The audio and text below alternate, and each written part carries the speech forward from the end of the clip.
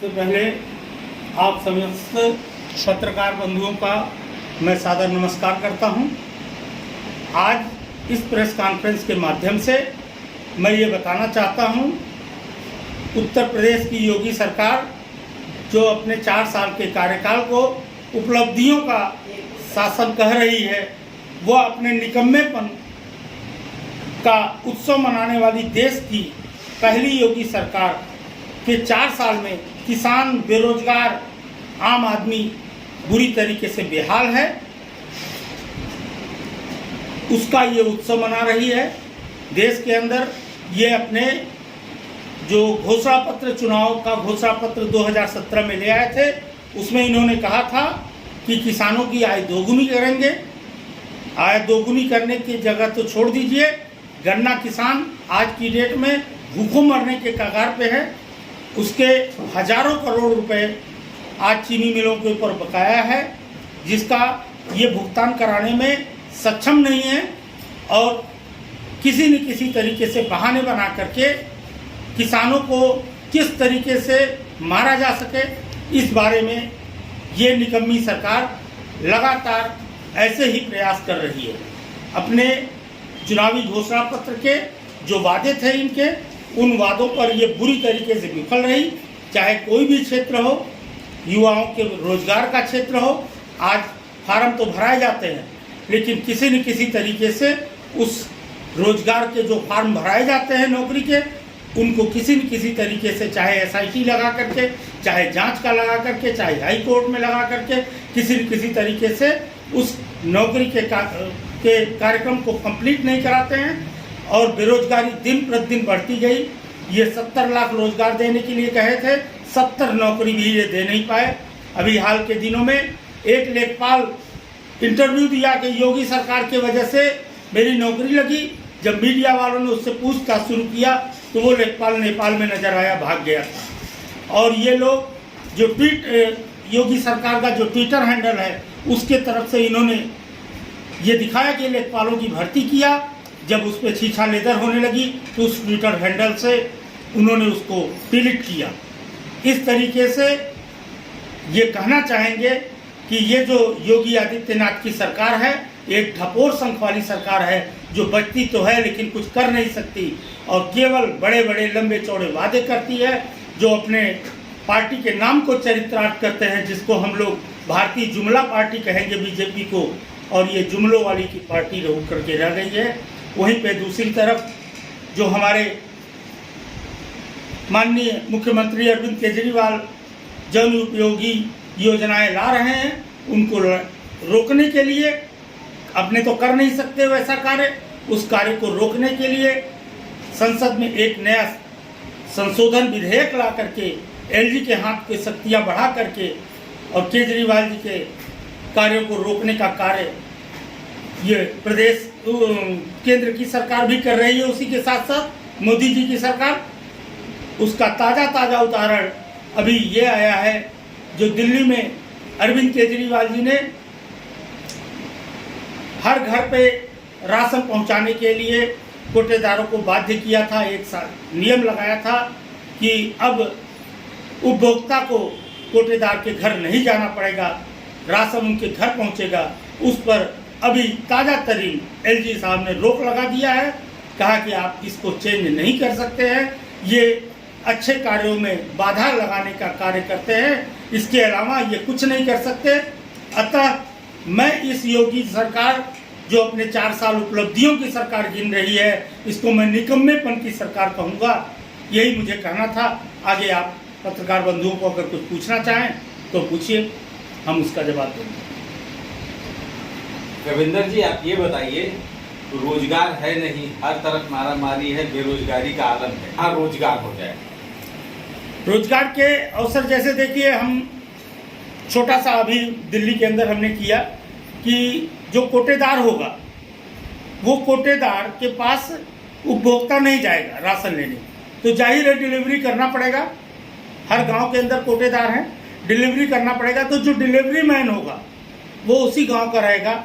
इस तरीके से मैं हर गांव के अंदर 2-3 लोगों को तो इसी तरीके से रोजगार दे दूँगा। और अनेक अवसर हैं, बस केवल इच्छा शक्ति होनी चाहिए। आज दिल्ली के अंदर हमने एक रोजगार का पोर्टल बना रखा है।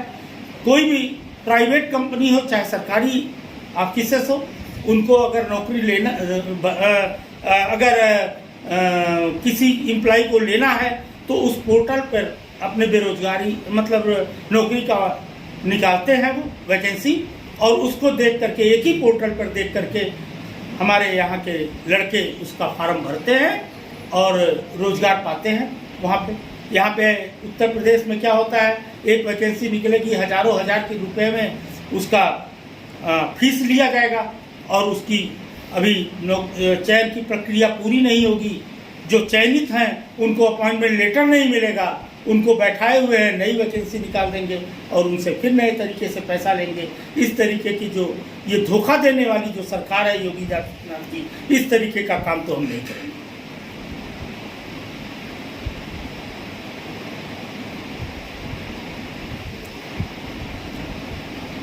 वर्मा जी ये बताइए, यूपी में ऐसा क्या करेंगे कि लोग आपकी पार्टी को वोट दें? देखिए, हम लोगों का जो विकास का मॉडल है वो दिल्ली के अंदर जो है, आज उत्तर प्रदेश का शायद ही कोई ऐसा गांव हो जिसके यहाँ से कोई एक बच्चा दिल्ली के अंदर है। और जिस प्रकार हमने दिल्ली के खस्ता हाल जो स्कूलों को बनाकर रखा था पूर्ववर्ती सरकारों ने, उसको अपने इस पिछले 5 साल के कार्यकाल में जो विश्व स्तरीय स्कूल बनाए हमने, जिस तरीके से हमने मोहल्ला क्लिनिक बनाया, जिसके देखने के लिए WHO ने अन्य देशों के लोग आकर के हमारे मोहल्ला क्लिनिक को देख रहे हैं, हमारे स्कूली शिक्षा के व्यवस्था को देख रहे हैं। जिस प्रकार दिल्ली के अंदर हमने बिजली का लाइन लॉस कम करके गरीबों को मुफ्त बिजली देने का जो कार्य किया है, जो महिलाओं को हमने वहाँ पे जो यात्रा मुफ्त की है, और आगे हम विचार कर रहे हैं पुरुषों को भी यात्रा मुफ्त करें, ऐसा हम इस तरीके से कर पाएंगे क्योंकि हमारी इच्छा शक्ति है, हम दूसरे जगह से पैसा बचाते हैं। वही सारा मॉडल आज उत्तर प्रदेश के लोग चाहते हैं कि जो दिल्ली में लोगों को मिल रहा है वो उत्तर प्रदेश में दे। और हम समझते हैं कि गरीब से बढ़ के दुनिया में कोई जाति नहीं है। लोग कहते हैं उत्तर प्रदेश में जाति पात चलेगा, मेरे पास सबसे बड़ी जाति है वो है गरीब जाति। और गरीब कास्ट जो ये लोग अन्य जातियों में बांटते हैं कि ये यादव है, हरिजन है वगैरह है, हर जातियों में चाहे वो ठाकुर ब्राह्मण किसी भी जाति में हो, गरीब सब में है और गरीबों के लिए हम काम कर रहे हैं। गरीब हमारी जाति है। रविंदर जी बताइए, भाजपा को रोकने के लिए आपकी पार्टी कौन से पार्टी से गठबंधन कर रही है? नहीं, हम गठबंधन नहीं करेंगे। हम गठबंधन किसी से नहीं करेंगे। हम पूरी 403 विधानसभा पे चुनाव लड़ेंगे और किसी से गठबंधन नहीं करेंगे, क्योंकि मुझे मालूम है कि ये जो भी गठबंधन है, दिल्ली में हमने देखा है, एक बार गठबंधन किया था 49 दिन सरकार चलाना भारी हो गया था। तो हम गठबंधन नहीं करेंगे।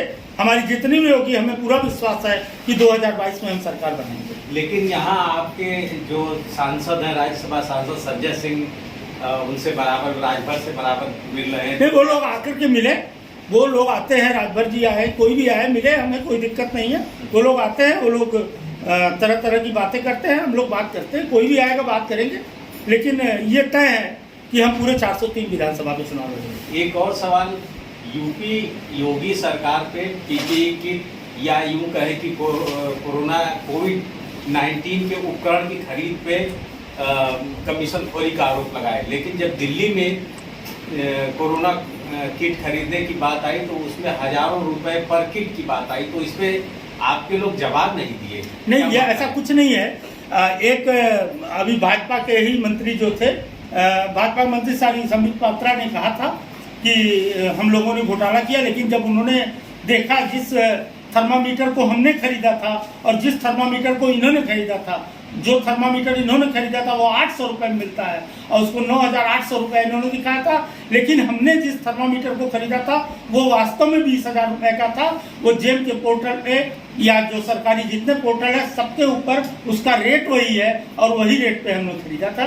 ये लोग बाद में, इन लोगों को जब पता चला तो ये लोग बगले झाँकते हुए मिले। हम लोग कहीं से किसी भी मामले में, घोटाले में हम लोग न शामिल थे, न है, न रहेंगे। क्या लगता है 2022 के चुनाव में आपकी स्थिति क्या होगी? हम सरकार बनाने जा रहे हैं 2022 में, क्योंकि जनता त्रस्त है।